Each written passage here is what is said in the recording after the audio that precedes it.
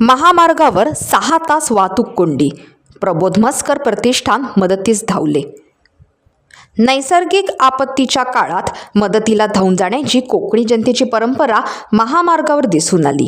6 तास महामार्ग ठप्प असल्याने कुटुंबासह उपाशीपोटी असलेल्या प्रवाशांना सुकेळी खिंडीत मदतीचे हात पुढे सरसावले. स्थानिक मदतीला धावले, त्यामुळे प्रवाशांनी त्यांना धन्यवाद दिले आहेत. मुंबई पुणे महामार्गावरील सुकेळी खिंडीत रविवारी झालेल्या प्रचंड वाहतूक कोंडीमुळे हजारो प्रवासी 6 तासांहून अधिक काळ रस्त्यावर अडकून पडले. मुसळधार पाऊस, लांबच लांब वाहनांच्या रांगा आणि अन्न पाण्याची गैरसोय अशा कठीण परिस्थितीत प्रबोध म्हसकर प्रतिष्ठान यांनी माणुसकीचा आदर्श घालून देत अडकलेल्या प्रवाशांना खाऊ व पिण्याच्या पाण्याचे मोफत वाटप केले. प्रतिष्ठानचे संस्थापक आणि अध्यक्ष प्रमोद अनंतराव म्हसकर यांच्या मार्गदर्शनाखाली स्वयंसेवकांनी भर पावसातही न थांबता प्रवाशांपर्यंत पाणी, बिस्किटे व अल्पोपहार पोहोचवला. लहान मुले, ज्येष्ठ नागरिक, महिला आणि इतर प्रवाशांना दिलासा मिळावा यासाठी स्वयंसेवकांनी अत्यंत आपुलकीने सेवा दिली.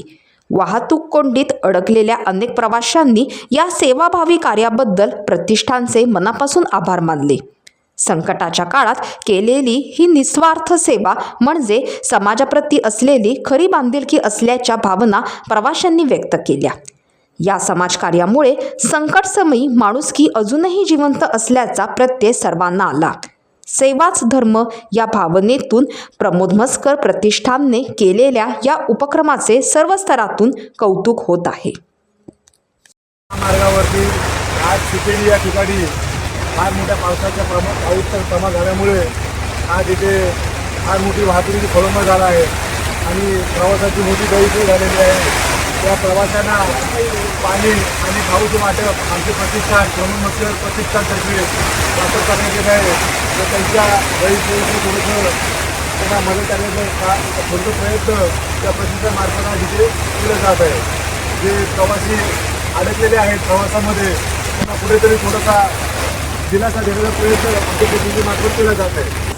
आता आम्ही या ठिकाणी रोहा तालुक्यातील सुकेळी या ठिकाणी वाहतुकीची व्यवस्था खूप विस्कळीत झालेली आहे. गेले 3-4 तास आम्ही जागेवरतीच आहोत. जवळजवळ 11:30च्या दरम्यान आम्ही या ठिकाणी पोहोचलो होतो.